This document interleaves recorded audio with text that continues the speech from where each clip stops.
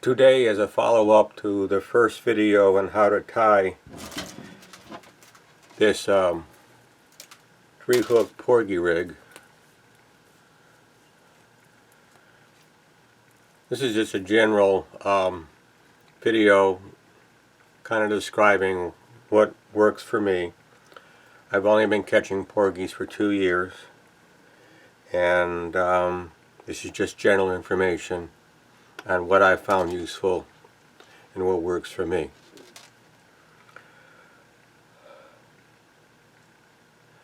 Now, why a 3-hook rig instead of a 2?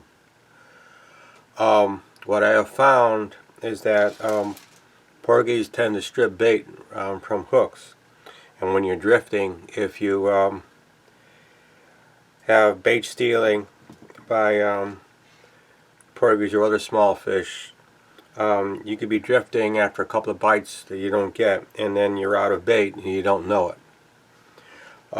With 3, the odds are, if you're going through porgies, you'll still have enough bait on one of the hooks to catch a porgy before you find out that you're out of bait. And take off this spank sinker. And another reason for the 3 hooks is it's easy to store the rig on a pole. Make it easy to not have it be anywhere, so you can pre-rig the pole before you go fishing. Now I use a number 5 Eagle Claw snap swivel on top, and I just simply put the top of the swivel through the hook it on like that, and here's where the 3 hooks make it easy to store it.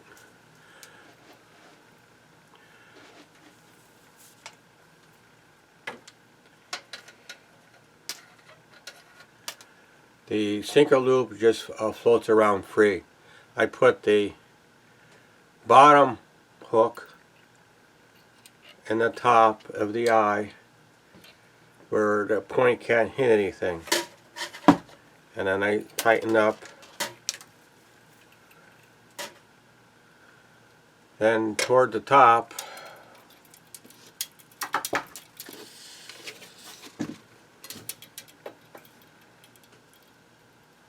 I take the top hook and the middle hook,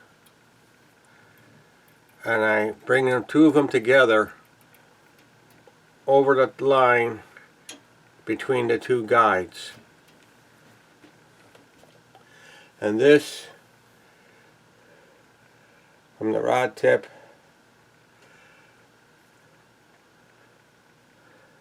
you can see how the hooks are out of the way completely, and this pole, the hooks won't catch on anything. You can store these poles and everything is away, and when you're ready to start fishing, it just takes a couple of seconds to unhook these, put on your choice of sinker, and you're ready to go fishing.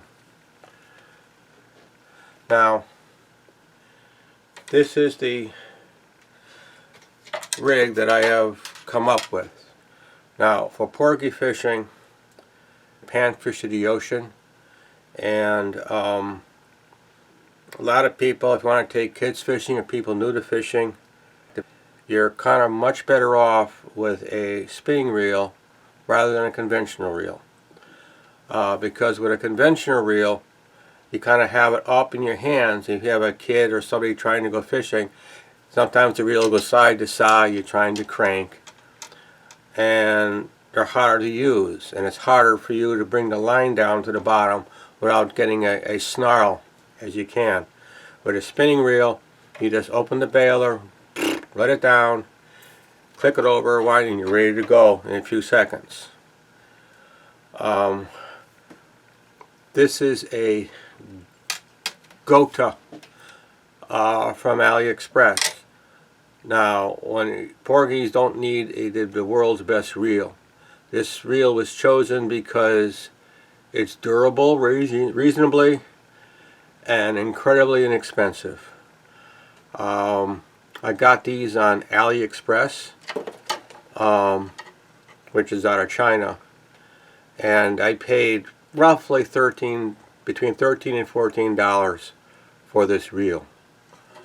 I buy 4 at a time,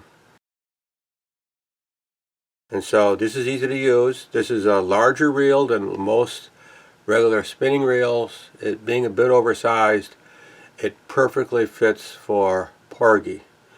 Now, does it wind as easily as some very expensive reels? No, but it's not minor.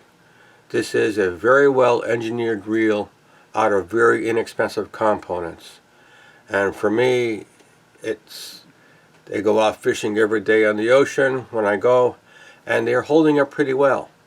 And when they wear out, I'll just save it for spare parts. The only issue with this reel is that this screw which holds on the handle to make it reversible left or right can easily fall, sometimes come loose. And I've had the handle fall off the reel 2 or 3 times while fishing, so you got to make sure that's tight. But that's the only downside to this reel that I can consider. And for spending $13, $14, it's an awfully good reel for the money. Now, I also experimented with various rods to use fishing in the ocean. And some are too light and some are too heavy.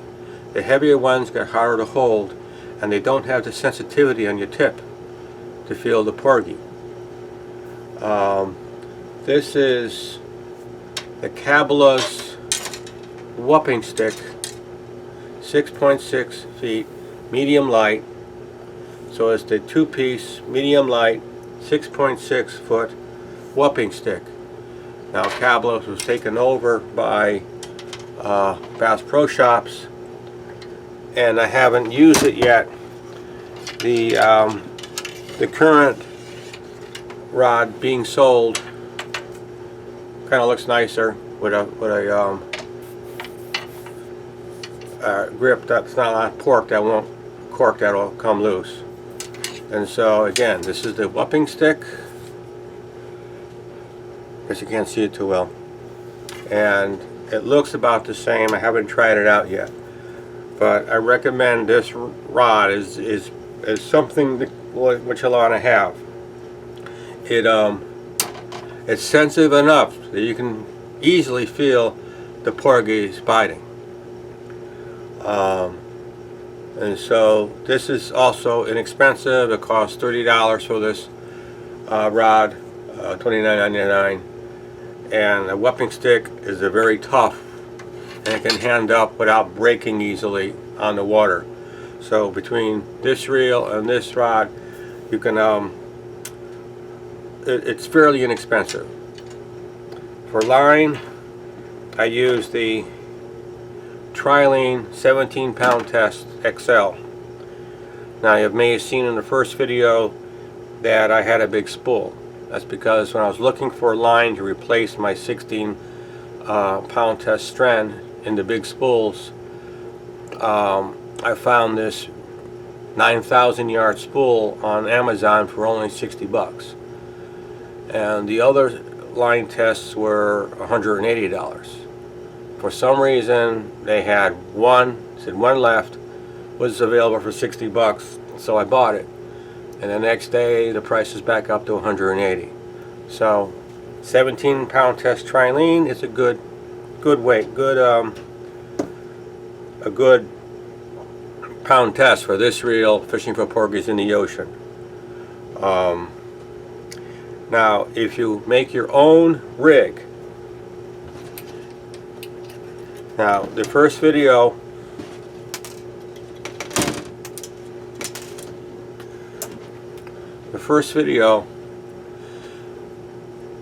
I chose this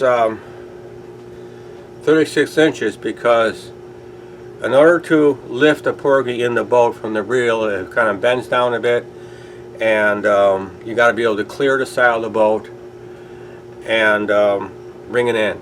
And I found that when I had earlier versions that were longer, I had trouble getting the porgies over the boat, side of the boat and in. And at 9 inches in between the hooks and a 3-inch dropper, the hooks the fish do not tangle with each other. They're far enough apart so that they stay clear of each other, and they steer near the bottom. Now, in addition to that, between that reel and that rod and that line and that rig,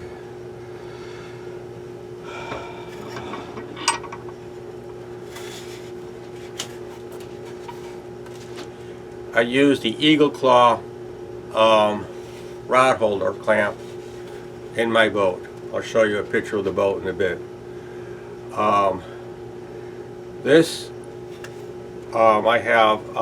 I will fish, depending on how active the porgies are, between 1 and 3 poles at a time while drifting. And on the sides of my boat, I have these further apart. And so one in the center, then one leaning off to the right, and then one leaning off to the left. And I put them kind of pointing up.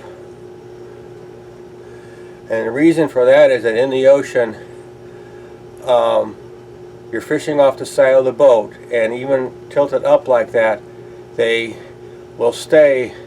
rod will stay inside the rod holder and won't be pulled out by a fish or a wave or rocking. So that's why I have them pointing kind of sort of straight up.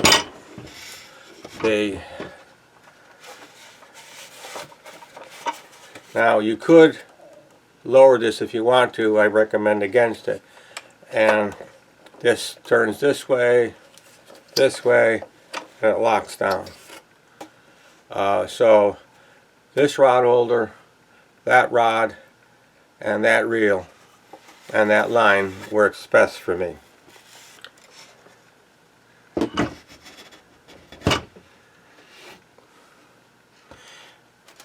Now, you may choose to use different size hooks. You can't go smaller than a number 1 of this type of hook, because it'll be too hard to get on 50-pound test line. If for some reason you have an application you want to use smaller than this size, you have to use a lighter pound test, like a 40 instead of a 50. I kept increasing in size. I like the 50 because it's really, really tough. You get a bluefish, for example, that may take your bait. Odds are it won't be able to cut the line before you bring it in. Can these rigs get tangled with each other? Yeah. And basically that's why I have extra rigs in the boat. I don't even bother trying to take them apart. I just unhook them from the swivel, the snap swivel, and just put a new one on, and I'm back fishing quickly. I'll have as many as 10 or 15 of these in. But I've never had this configuration to have a line break or a hook break off the end of the dropper.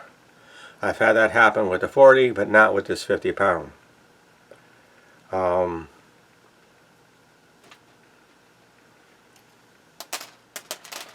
Now for bait, there's a variety of baits you can use. I have ended up choosing squid, cut squid, as a bait. And I cut them into small squares and ahead of time, and I just put them on twice. I'll take a small square and I'll put it on twice. And so twice on, it tends to stay on the hook quite a while, and it takes a while for the porgies to clean it off. Now, fishing for porgies, I drift. I have found that the size of the sinker depends upon what is called the tidal coefficient, which means how fast is the tide moving. And I go up to a 4.4 ounce sinker, And if I can't hold bottom while drifting, I try and go to so much shallower water, but I will try and go out on days when the tidal coefficient is not high. That's when the moon and the sun kind of line up, making the tide stronger. I fish for porgies mostly between 20 and 40 feet. And I have found that when you bring porgies up from below 40 feet, and you get close to 50 feet, there's too much decompression in a porgy. They can actually distend to get decompression, and they can be injured by being brought up from that depth, and they may have trouble surviving when released because they were decompressed.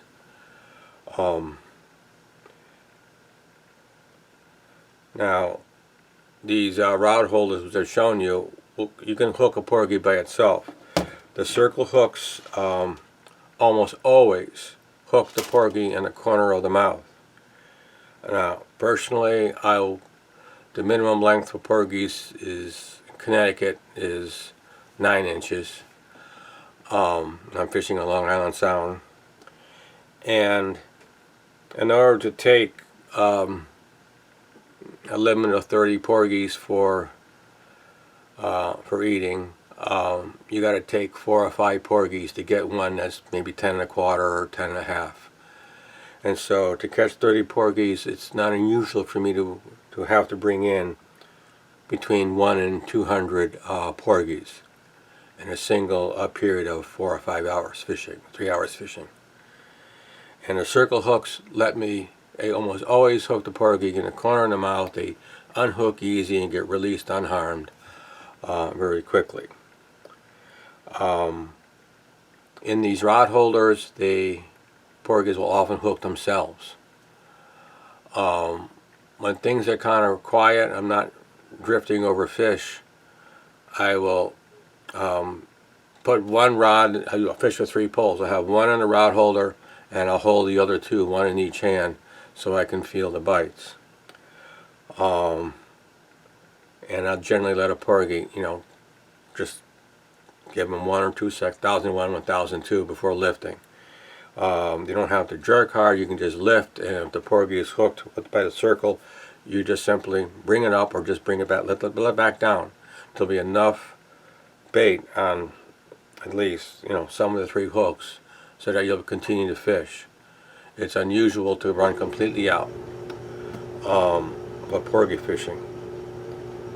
I have these rod holders. I actually have 8 around my boat, because as the boat drifts, it can turn from side to side. I just simply move the rods around the side of the boat so that they're drifting out in the current without going under the boat. So it's easy to move around. And I'll be putting in some pictures to look at, and I'll do that next. Here you can actually see the size of the recommended GHOTDA DC6000. I've actually ordered the next size up, the DC7000, to see if it works better, but the DC6000 is quite adequate for porgy fishing. This is the boat I go porgy fishing in. It's a Starcraft FS14. I don't take it out unless the wave forecast for Long Island Sound is waves of 1 foot or less. This is a view on my Hummingbird of my current favorite spot for porgies.